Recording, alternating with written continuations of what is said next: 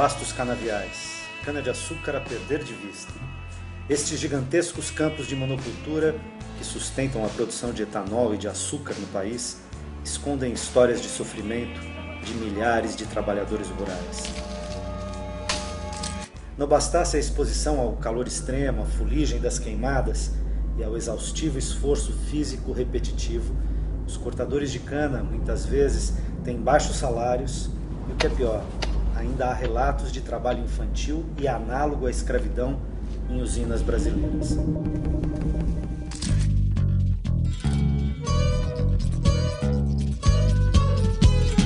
O processo de mecanização do corte da cana-de-açúcar também tem afetado fortemente a categoria, que viu nos últimos anos muitos postos de trabalho desaparecerem.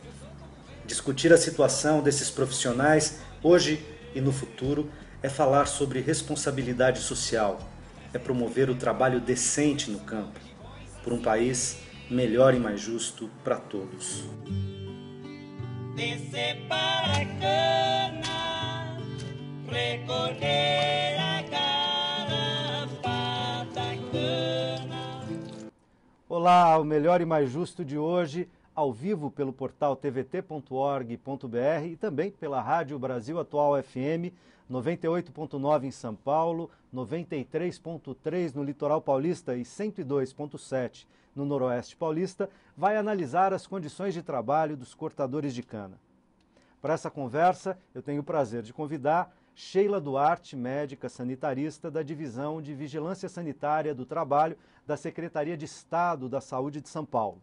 Elias Davi de Souza, vice-presidente da FETAESP, Federação dos Trabalhadores na Agricultura do Estado de São Paulo, e Raimundo Simão de Melo, procurador regional do trabalho aposentado e advogado. Muito bem-vindos. Cãibra, vômito, tontura, sintomas da exposição ao tempo, da perda intensa de líquido corporal, da jornada excessiva e da busca pelo cumprimento de metas muitas vezes abusivas. Vou começar com Elias, nosso vice-presidente da FETAESP aqui à mesa. Olha, é um trabalho que vem ao longo do descobrimento do Brasil, né, quando começou a cana-de-açúcar, e de lá para cá houve muitas mudanças.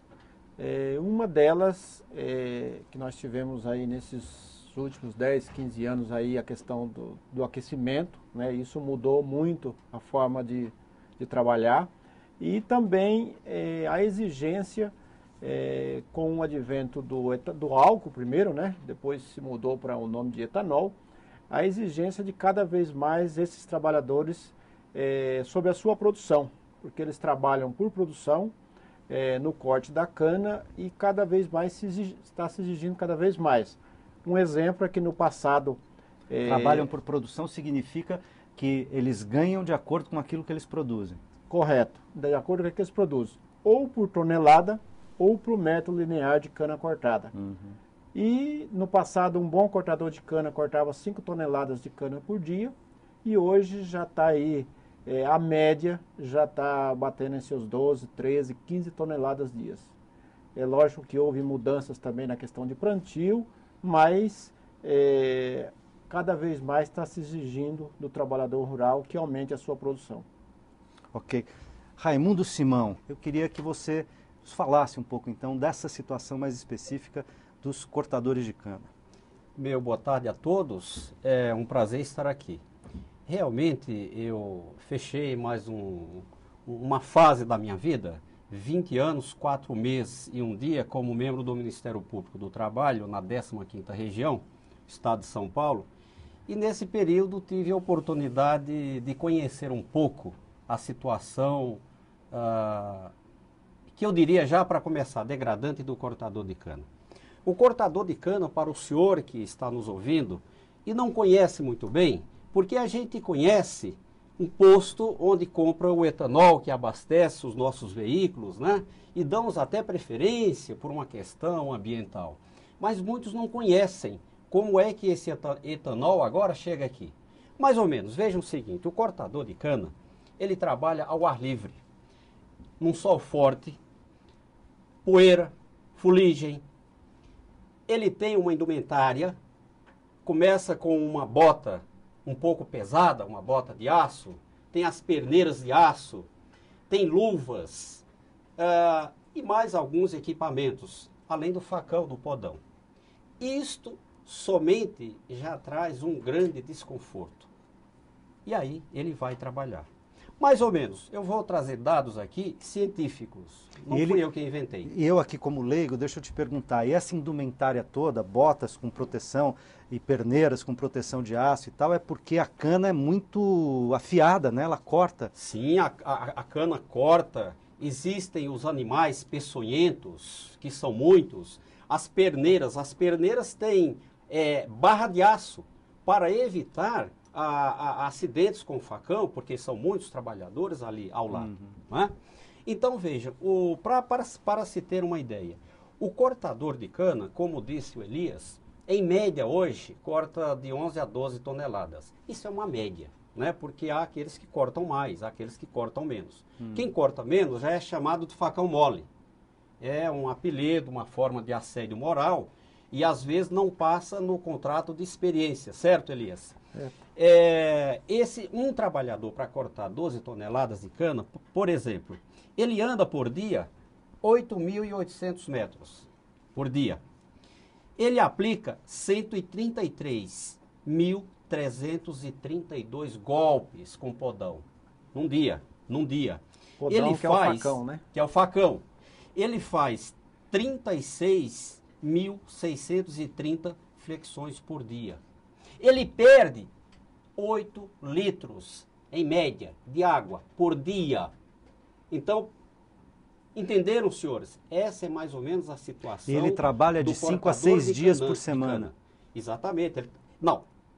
Na época da cana, da safra, ele trabalha todo dia. Ele trabalha todo dia. Eu vou dar aqui um exemplo de um dos que morreram. O senhor fulano de tal, que veio lá do Piauí, que a maioria vem de fora, todos sabemos, ele trabalhou 75 dias. Nos 75 dias, ele folgou apenas 2, porque durante o pico tem que trabalhar direto. Ele cortava em média 12 toneladas por dia. Num determinado dia, porque tem dia que rende mais, ele cortou 17 toneladas. Foi para casa, já chegou meio ruim, à noite passou mal, foi socorrido por um colega com a moto, chegou morto, já no hospital. 75 dias, 2 dias apenas de folga. Do que o Zé morreu? 33 anos de idade. Do que o Zé morreu? Os médicos não querem dizer que foi por causa do trabalho degradante, da fadiga, do esforço, da desidratação. Da desidratação, porque muitos têm que fazer a sua comida, prepara a marmita e levam. 8 horas da manhã já está almoçando. Então, em suma, meus senhores, é mais ou menos essa a situação do cortador de cana. Só para fechar essa primeira parte, veja o que é muito interessante. A cana, o etanol, o açúcar são produzidos hoje por métodos mais sofisticados, técnicos que se possa imaginar. No entanto, esse é o grande problema. Com relação às relações de trabalho, vivemos o sistema dos últimos 4 séculos, o sistema mais atrasado, antiquado de relações de trabalho. Então só pode dar no que está dando. Eu queria ouvir, colocar a Sheila na conversa. Doutora Sheila, Sim. do ponto de vista, na qualidade médica sanitarista, do ponto de vista da saúde, esse tipo de trabalho que Raimundo Simão e Elias acabaram de descrever, implicam o quê do ponto de vista da saúde individual e da saúde pública, digamos? Eu acho que do ponto de vista individual, assim, é terrível. Né? Para a gente ter uma ideia, a vida útil de um trabalhador que entre os escravos, né, era em no torno, período da escravidão. período da escravidão, antes ainda quando havia o tráfigo, era em torno de 10, 12, até 15 anos de vida útil. Depois que parou o tráfico, os donos começaram a cuidar melhor desses trabalhadores, e muitos deles já eram cortadores nessa época, né? Eles começaram a sobreviver em torno de 15 anos. Hoje, o nosso trabalhador tem a sobrevida de 12. Para a gente ter uma ideia. Quer dizer, em como é alguns que é a casos... situação. que um ex-escravo. Um ex-escravo. Né? Então, a repercussão para a saúde do indivíduo é tremenda. Por esses dados, a gente começa a perceber que o sujeito não consegue se aposentar. Tá? Antes disso, ele para porque ele não aguenta trabalhar tanto. E muitas vezes vai a óbito, como disse o nosso colega. Ou se aposenta por invalidez. Ou se aposenta por invalidez, ou não se aposenta, porque ele, como normalmente, você perguntou agora há pouco, como é que é o dia a dia? Geralmente ele é um migrante, ele vem de longe, esse trabalhador, ele se instala numa moradia coletiva, muitas vezes arrumada por um gato ou por alguém da usina. E muitas vezes em condições insalubres. Geralmente em condições insalubres. O gato é um intermediário, né? Exatamente. Muitas vezes, geralmente em condições insalubres, com um chuveiro que geralmente é desligado, que é para não gastar eletricidade, condições higiênicas péssimas, água com dificuldade. E ele sai já dali carregando um garrafão de água, de uma caixa d'água que a gente não sabe como é que é, para poder levar para o campo. E ele chega no campo, 5 horas da manhã já está saindo de casa, já está sendo pego na rua para ir, já saiu de casa há muito tempo. E chega, começa a cortar. E levou uma marmita que ele preparou na noite anterior, depois de ficar numa fila do banho, na fila de fazer a comida, etc. Ele vai levar essa marmita que já passou a noite inteira, já pronta dentro do marmitão. Ele vai para o campo e começa a dar a primeira colherada às 5, 6 da manhã, que já é meio um café da manhã, continua comendo às 10, ao meio-dia, até às 4 da tarde. Aquela mesma Aquela mesma marmita, com aquela mesma colher, que acondicionada ao fim do dia, em condições as mais precárias. obviamente está azeda, obviamente muitas vezes faz mal, muitas vezes ele tem um desarranjo intestinal durante o trabalho, então você imagina que além de tudo, ele ainda tem esse tipo de coisa. Fora isso, água. Ele não tem águas em boas condições. A Secretaria da Saúde, nós fizemos uma pesquisa em 156 usinas, dentre as 182 que estavam ativas em 2008. Para você ter uma ideia, 14% tinham coliformes fecais, 8% intestinais e 40% não tinha coloração suficiente para manter a qualidade da água. Então, esta água também não tem qualidade. Então, ele trabalha demais, come uma comida de péssima qualidade e não tem água de boa qualidade e a quantidade dessa água também não é suficiente. Tanto é que ele leva o garrafão. É uma água que deveria ser fornecida pelo empregador, ele está levando de casa e gastando conta de água também. Elias, Sheila falou que esses trabalhadores são, em grande parte, migrantes. Por que eles são migrantes? Por que a mão de obra local não é mais utilizada? Isso tem alguma coisa a ver com a manutenção desse tipo de trabalhador nas condições que vocês descreveram aqui? Olha, o estado de São Paulo, principalmente, foi um estado que sempre foi um chamativo para a mão de obra, né? E, inclusive do Nordeste, principalmente. Então, nós temos aí uma grande quantidade hoje dos trabalhadores rurais que cortavam cana há 10, 15 anos, que de certa forma está se empregando nas cidades, somente com o desenvolvimento de cidades grandes para o interior do estado.